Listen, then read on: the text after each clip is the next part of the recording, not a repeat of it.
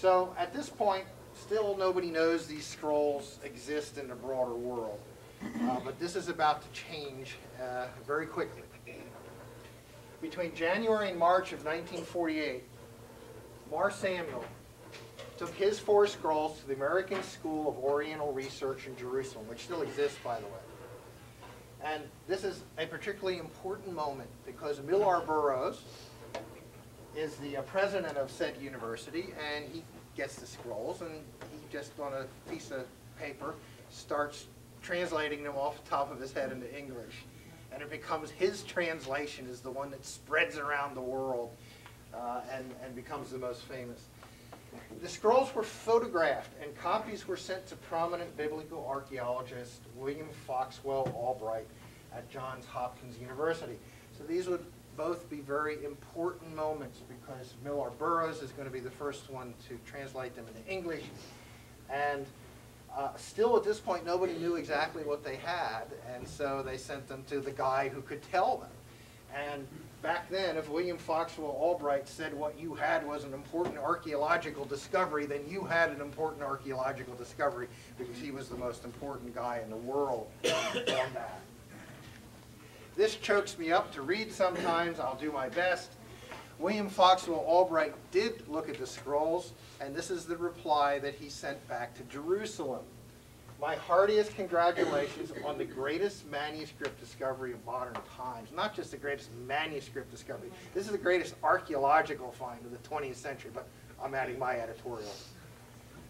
I should prefer a date around 100 BC. This is amazing. This is amazing that just by looking at photographs of the scrolls, that William Foxwell Albright, within probably 20 years, dates when the scrolls are from. This is amazing. What an absolutely incredible find. And Big fan of the exclamation point. Yeah, yeah. And there can happily not be the slightest doubt in the world about the genuineness of the manuscript. So taking this comment and putting it together with Millar Burroughs, who is busily translating it to English, this hits the world by storm. It's in terms of a news item that rocks the world. This is probably over the next several years, more and more and more scrolls would be discovered in a total of 11 caves. So when you see the notations that it's Q11 257, that means that Qumran in cave 11, manuscript number 257. So that's what the notations mean. Have they ever found? In 1952, fragments of Ezekiel, the Psalms, Jubilees, and unknown works were found in cave 3.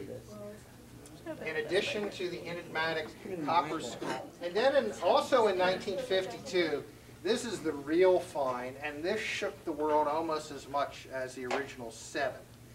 In 1952, fragments of over 500 manuscripts were found, again, by Bedouins, in Cave 4. So you'll often hear that Cave 4 is the most significant cave.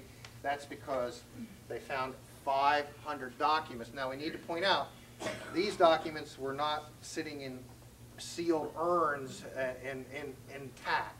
These documents were in pieces. And so they spent 8 years, like a giant jigsaw puzzle, trying to piece these documents together. But these when they're paying them by the piece instead of by yeah, the and then they ended up in even more pieces because the original archaeologists paid the Bedouins by the number of pieces they brought in. So then they would tear the pieces up so that they could make more money. Typical answer is that Qumran was an Essene monastery, and I realize monastery is an anachronistic. It's a Dark Age Roman Catholic term, but still, that there was an Essene monastery at Qumran, and then when Vespasian landed during the Jewish revolt and suddenly started moving towards Qumran, that they took their library, the great library of the Essenes, and they secreted it in the caves so that when the Romans destroyed Qumran, the documents would still be there. And then over time, everybody was killed or died off and they were forgotten. So that is the most typical explanation. There's another more controversial explanation. The more controversial explanation is this is not the library of some obscure Jewish monastic sect. This has to be the library of the temple itself, which was brought out before the temple was burned and hidden in these caves. And we will talk about both of those theories in more detail when we get to those sections. I have a question. How come there weren't archaeological digs to preserve these? Were they not allowed to go? Were teams not allowed to go in? This is another good question. I was going to comment on that, and then I forgot to. So you'll notice that the Bedouins find the second greatest archaeological discovery of the 20th century 4 years after the original documents had been turned over to the scholars. So the question is, well, wasn't there an archaeological dig by that time?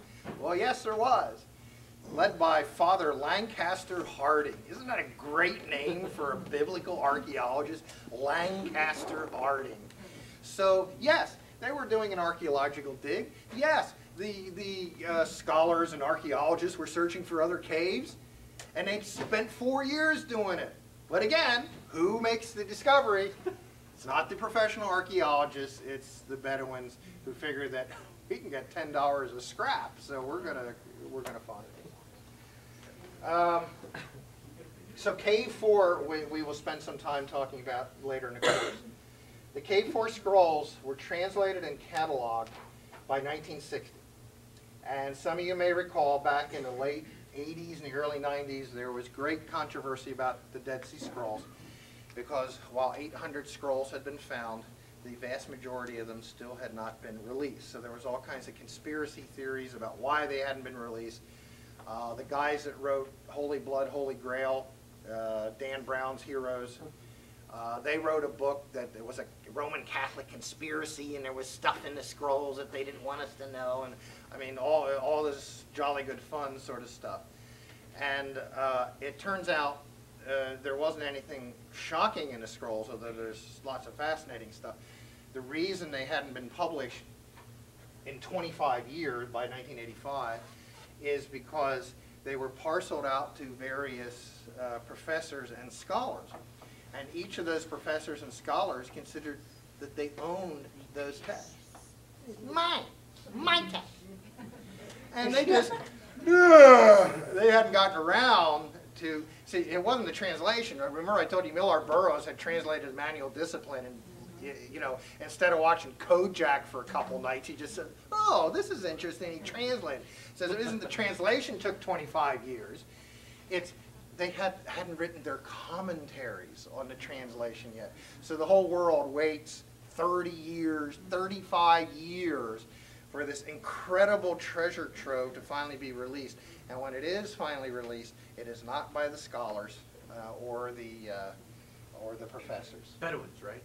Not by the Bedouins. All right.